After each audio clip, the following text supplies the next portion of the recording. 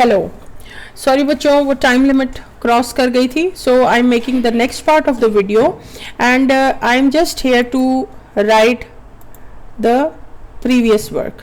Okay, अब हमें पता है कि इस सिस्टम के लिए that is CH3COOH plus C2H5OH reversible sign CH3COO C2H5 and H2O water. Okay, इन केमिकल्स के नाम आपको याद हो चुके होंगे, नहीं हुए तो याद कर लें.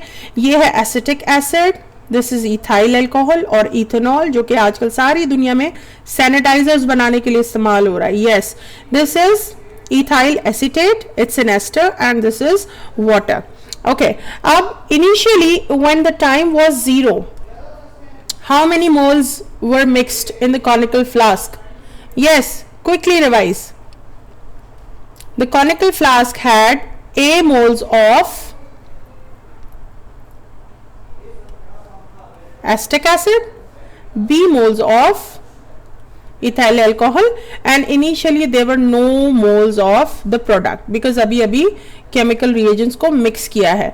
और इक्विलिब्रियम के टाइम पर, यानी जब ग्राफ ने कॉन्सेंट्रेशन चेंज करना खत्म कर दी थी, तो हमारे पास x मोल्स ऑफ एस्टर बन चुके थे और x मोल्स ऑफ वाटर बन चुके थे और यहाँ पर हमारे पास एसिड के मोल्स थे A माइनस एक्स. अब इस बारे में कोई सवाल नहीं होना चाहिए दिमाग में, बिकॉज ये बात मैं अच्छी तरह से आपको बता चुकी हूँ. अब जल्दी जल्दी आगे चलते हैं.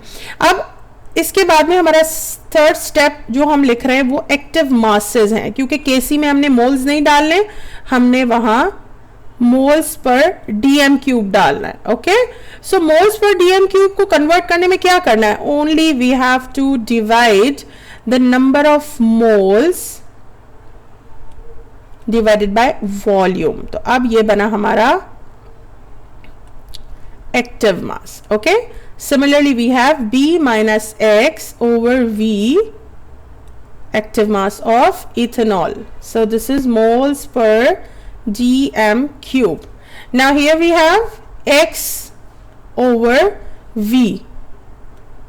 It becomes the concentration of ester, moles per decimeter cube. And here we have water, X over V active mass, that's moles per dm cube. चलो आगे चलते हैं. आप we know the Kc expression, लिखना सिखाया है मैंने आपको बहुत दफा कि अब हमने active masses of ester and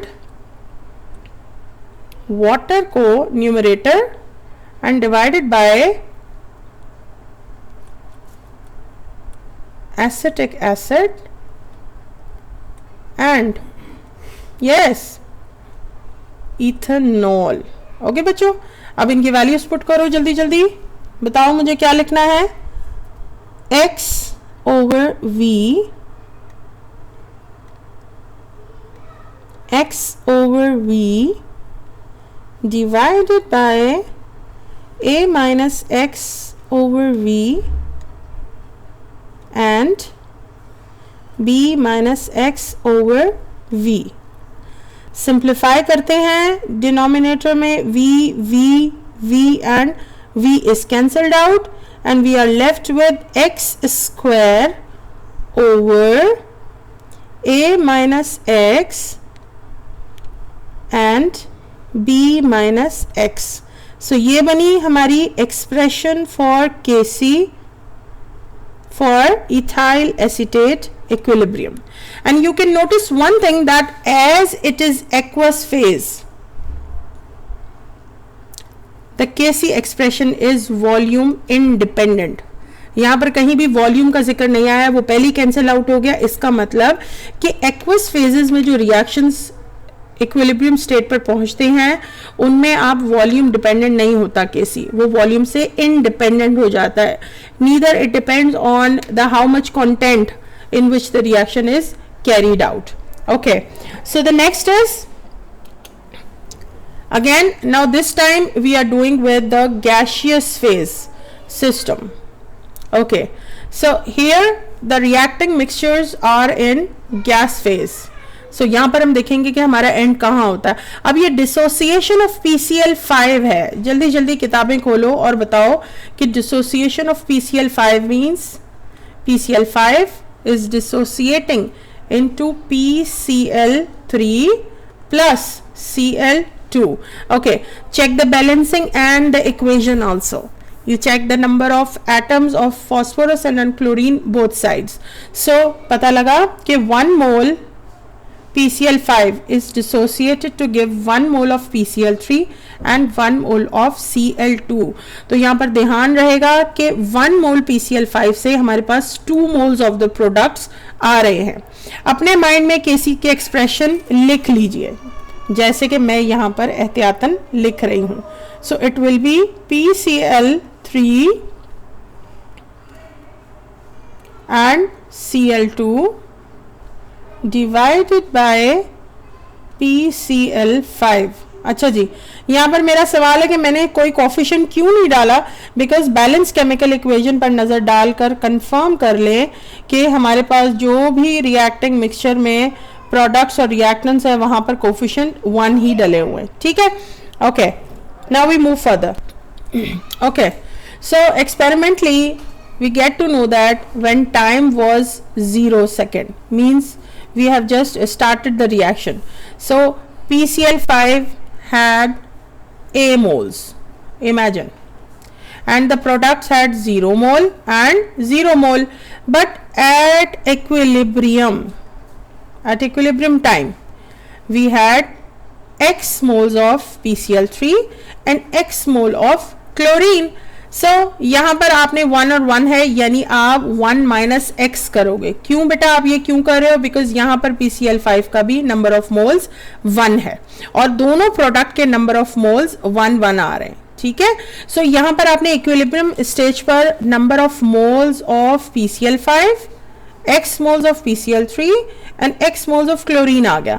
अब इसका एक्टिव मास देख लेते हैं, एक एक्स्ट्रा स्टेप करते हैं ताकि समझ में आए कि वैल्यूज कहाँ से पुट करनी है, न्यूमेरिकल अगर आता है तो. सो ये आपने A माइनस एक्स को आपने डिवाइड करना है वॉल्यूम से. ये लीजिए, अब बना मोल्स पर डेसीमीटर क्यूब, बनी कॉन्सेंट्रेशन यानी active mass. So here we have X over V, unit is same, moles per decimeter cube. Again for chlorine we have X over V, active mass means mole per decimeter cube. Okay, now we put the Kc expression. हमने पहले से ही safely लिख के रख लिया था कि Kc में हमें कहाँ पर वैल्यूज पुट करनी है. So we have PCl3 concentration as X over V. So we write here X over V. बार लगाने का मतलब है, स्क्वायर ब्रैकेट लगाने का मतलब है active mass. Okay, like this, divided by A minus x over V. Okay, यहाँ पर हम डायरेक्ट कैंसिलेशन नहीं करेंगे, सिंप्लीफाई नहीं करेंगे. एक इजी स्टेप में आपको बताती हूँ. X over V multiply X over V will simply give me X square and V square, and the denominator means this whole figure. I'm going to write it here, A minus X over V. Now when I convert this division sign into multiplication sign, I get it like this.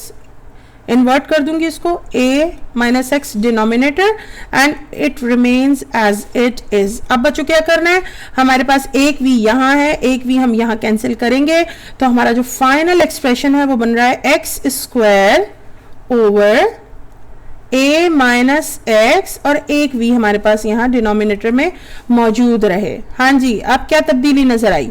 अब जो change है वो ये है कि previously जब हम aqueous phase के लिए हमने Kc एक्सप्रेशन लिखा था